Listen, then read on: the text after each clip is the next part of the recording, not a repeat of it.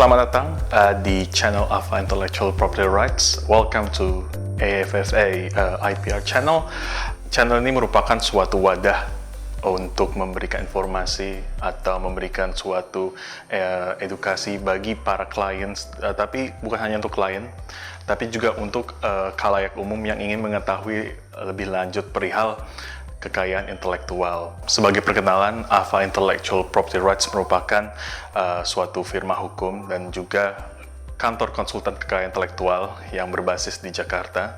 Namun kita juga memiliki berbagai kantor di berbagai lokasi seperti di Bandung, di Bali, dan Timor Leste. Jadi memang ada beberapa series ke depannya tentang beberapa topik yang berkaitan tentang kekayaan intelektual, mulai dari merek, paten, hak cipta, desain industri, baik di Indonesia maupun di luar negeri. Kedepannya seri-seri ini tidak hanya diisi oleh saya sendiri, namun juga berbagai pakar di bidang kekayaan intelektual di luar negeri maupun di dalam negeri. Oke, jadi untuk topik yang pertama ini yang ingin saya bicarakan merupakan suatu pertanyaan yang menurut saya paling sering ditanyakan oleh klien-klien saya. Hal-hal apa saja yang harus dipersiapkan sebelum melakukan permohonan pendaftaran merek. Jadi untuk melakukan permohonan pendaftaran merek di Indonesia, yang nomor satu ya, yang harus kita punya atau kalian punya adalah nama atau logo yang unik dan memiliki nilai pembeda. Jadi misalnya kalau kalian punya bisnis misalnya kafe, make sure nama kafe kalian itu unik banget, catchy, tapi jangan terlalu deskriptif. Misalnya kalian punya kafe tapi namanya kafe kopi, itu kan apa ya, kurang bagus. Itu satu. Dan kedua, pasti akan ditolak karena terlalu deskriptif. Yang kedua, ketahuilah jenis barang atau jasa yang ingin dilindungi. Misalnya kafe itu dan restoran di jenis kelas yang sama, di kelas 43. Jadi beda barang, beda jasa, beda juga klasifikasinya. Untuk klasifikasi merek sendiri sebenarnya ada yang namanya NICE classification, jadi NICE classification. NICE classification itu ada 45 jenis kelas, dan setiap kelas barang dan jasa tersebut mengcover ya barang dan jasa yang berbeda. Jadi untuk mengetahui lebih lanjut jenis jasa atau jenis barang dan barang atau jasa tersebut masuk di kelas mana saja, mungkin ada baiknya kalian cek dulu di sikm.dgip.go.id. Jadi sikm.dgip.go.id.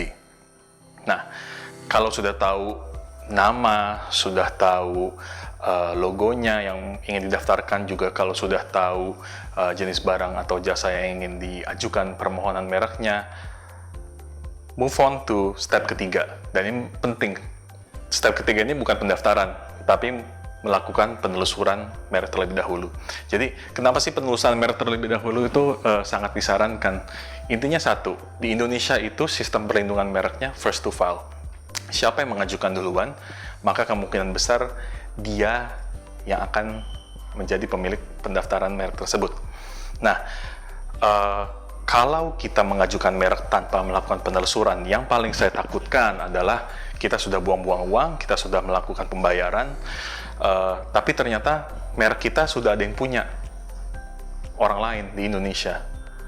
Dan itu akhirnya merek kita akan ditolak karena sudah ada permohonan atau pendaftaran merek terlebih dahulu yang sudah terdaftar di Indonesia. Jadi saya sangat-sangat menyarankan untuk melakukan penelusuran merek terlebih dahulu.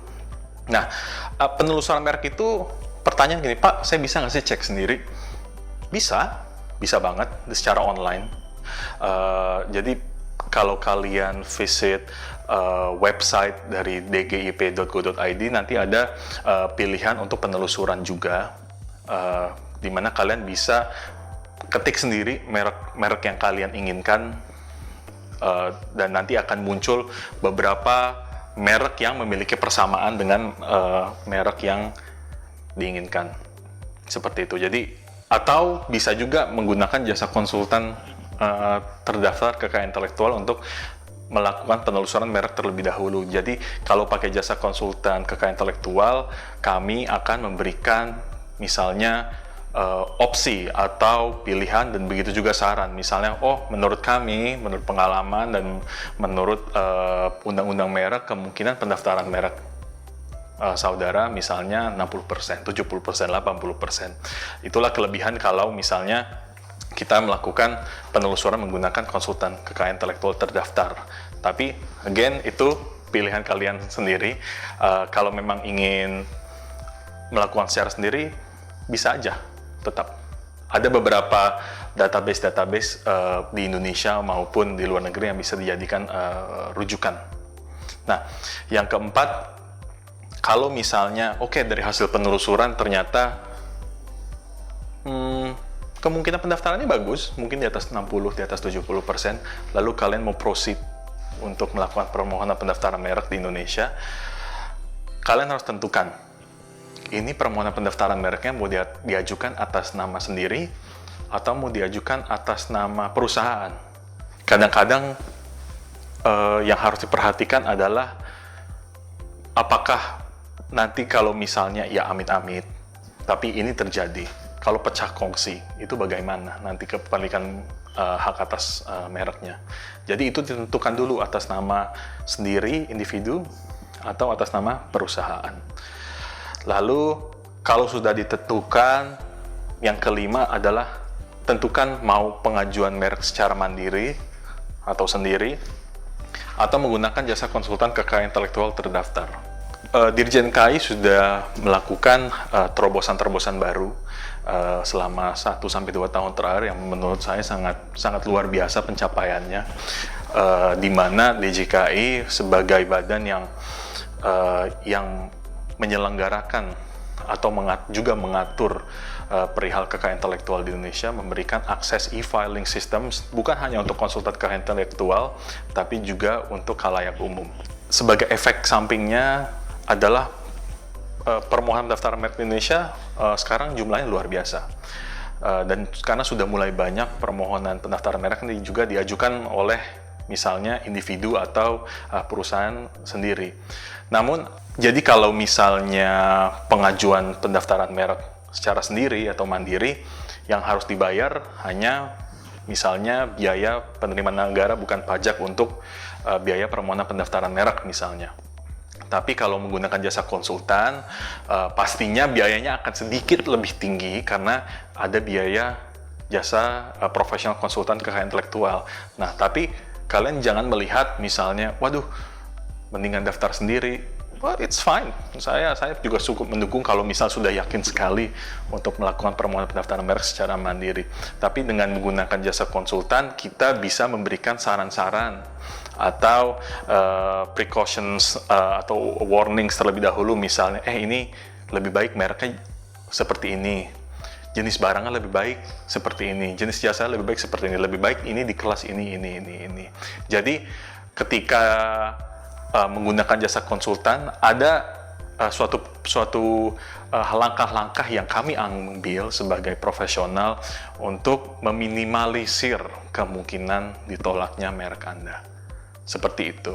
Oke, di series berikutnya kita akan bicara tentang misalnya hal-hal apa saja sih yang harus diperhatikan selama permohonan pendaftaran merek, lalu juga hal-hal yang harus diperhatikan, misalnya kenapa di Indonesia permohonan pendaftaran merek itu sangat lama dibandingkan di negara lain.